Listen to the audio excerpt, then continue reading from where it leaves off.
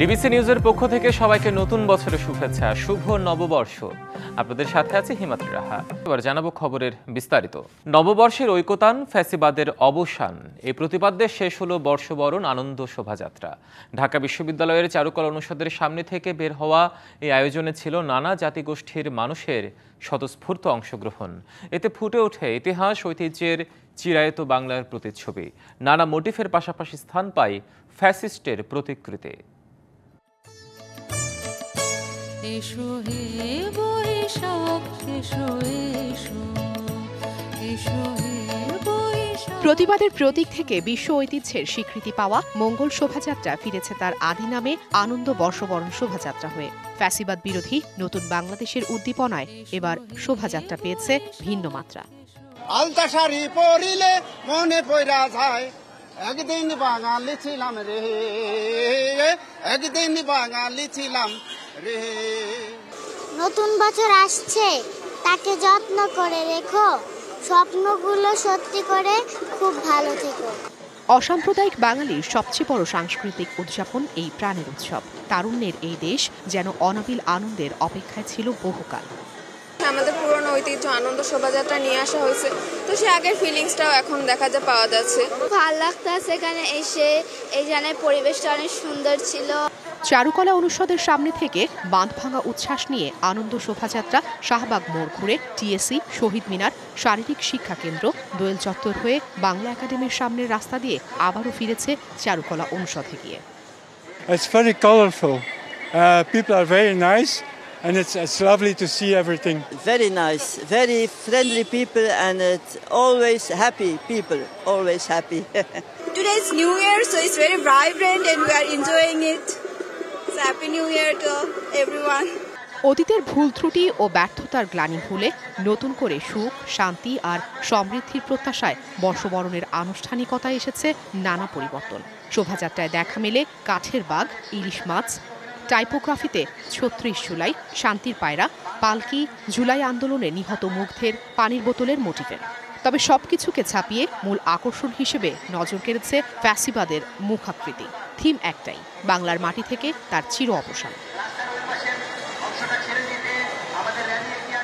শোভাযাত্রায় ফিলিস্তিনের নিপীড়িত জনগণের প্রতি সংহতি জানিয়ে তরমুজের মোটিফ ফুটিয়ে তোলে লাখো বাঙালির প্রার্থনা। ৩৬ জুলাই, এই যে সামনে যেখানে পানি লাগবে, পানি মুগ্ধর জন্য সম্মান দেখে করা হয়েছে, এগুলো সুন্দর লাগছে। Afrin Anwar, DBC news, Dhaka. সব অশুভকে দূরে সরিয়ে বরাবরের মতোই রমনা বটমূলে নতুন বছরকে বরণ করল ছায়ানট। গানে, কবিতায়, কথনে ছিল সম্প্রীতির বাংলাদেশ গড়ায় প্রত্যয় আর মানবতার মুক্তির সন্ধানে বিশ্বজুড়ে সম্প্রীতির বার্তা ছড়িয়ে দেওয়ার জয়গান। জানানো হয় নির্যাতিত ফিলিস্তিনিদের প্রতি সমবেদনা। প্রতি বছরের মতোই কচি সবুজ পাতায় ছেয়ে গেছে রমনার প্রাচীন বটবৃক্ষটি। তারই মূলে শুভ্র, চাপা সাদা আর লাল রঙের পোশাকে বর্ষবরণের আবাহনে ছায়ানটের শিল্পীদের গান। রাগ ভৈরবী দিয়ে শুরু, এরপর চলে রবীন্দ্রনাথ, নজরুল আর লালনের গান।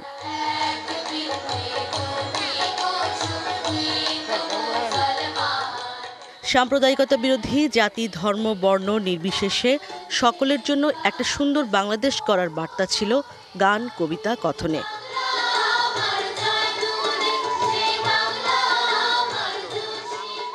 উঠে আসে নিপীড়িত মানুষের জন্য সমবেদনা আর আলোর পথে যাত্রার কথাও।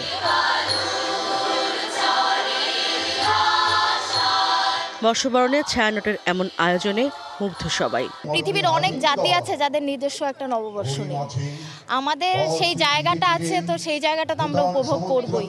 আমাদের যে ঐতিহ্য, আমাদের যে সংস্কৃতি, এটার একটা প্রতিচ্ছবি কিন্তু আমাদের চোখে ফুটে ওঠে। এটা আমাদের সংস্কৃতির একটা পার্ট, এবং ছায়ানট মানে কি বলবো, এটা খুবই ভালো লাগে। একটা ধরনের দূরত্ব ছিল যে ওরা বিশু করছে, আমরা বৈশাখ করছি। আমরা চাচ্ছিলাম যে এই পাহাড় এবং সমতলে যত জাতিগোষ্ঠী আছেন সবাই মিলে একসাথে আমরা যাতে এবার নববর্ষ পালন করি।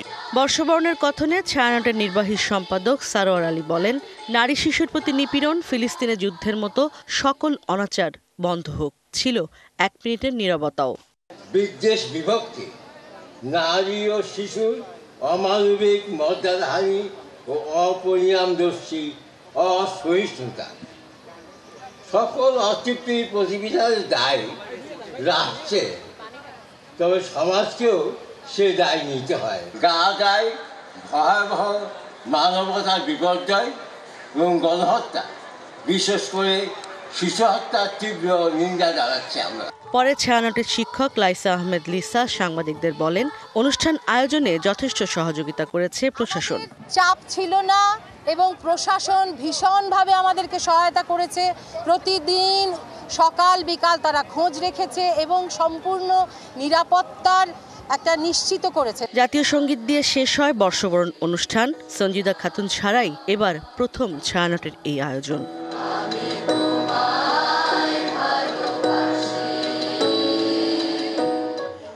1967 সালে পূর্ব পাকিস্তানে রবীন্দ্রসঙ্গীত গাওয়া যাবে না, এই বিষয়টির প্রতিবাদ করতে ছায়ানট শুরু করেছিল ঐতিহ্যবাহী তাদের এই আয়োজন।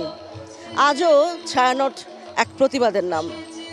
অনেক নিরাপত্তা বেষ্টনী পার হয়ে আজ আসতে হয় এই অনুষ্ঠানে। আজও ছায়ানট সুরের মাধ্যমে, গানের মাধ্যমে, কবিতার মাধ্যমে সারা দেশে বইয়ে দিতে চায় কল্যাণ আর মঙ্গলের সুর। ইশরাত জাহান উর্মি, ডিবিসি নিউজ, রমনার বটমূল, ঢাকা। এবারের বর্ষবরণ আয়োজনকে জাতীয় অর্জন বলে দাবি করেছেন ঢাকা বিশ্ববিদ্যালয়ের উপাচার্য অধ্যাপক ডক্টর নিয়াজ আহমেদ খান। সকালে তিনি গণমাধ্যমকে জানান, নববর্ষ পালনের মাধ্যমে শুধু বাংলাদেশ নয়, বিশ্বব্যাপী ঐক্য ও সম্প্রীতির ডাক দেওয়া হয়েছে। এ যাবৎকালে সর্ববৃহৎ এবং সবচাইতে বৈচিত্র্যপূর্ণ শোভাযাত্রা এবার আপনাদের সহযোগিতায় হয়েছে। এর থেকে ভবিষ্যতে আরও শিক্ষা নেব, আরও উত্তরোত্তর আরও ভালো করার চেষ্টা করব। এই অভ্যুত্থানের মাধ্যমে একটা নতুন সম্ভাবনা বাংলাদেশের জন্য তৈরি হয়েছে এবং সেই সম্ভাবনার সাথে অনেক চ্যালেঞ্জও আছে, অনেক বিপদও আছে। এই জাতীয় ঘটনাগুলো আমাদেরকে ঐক্যবদ্ধ করে।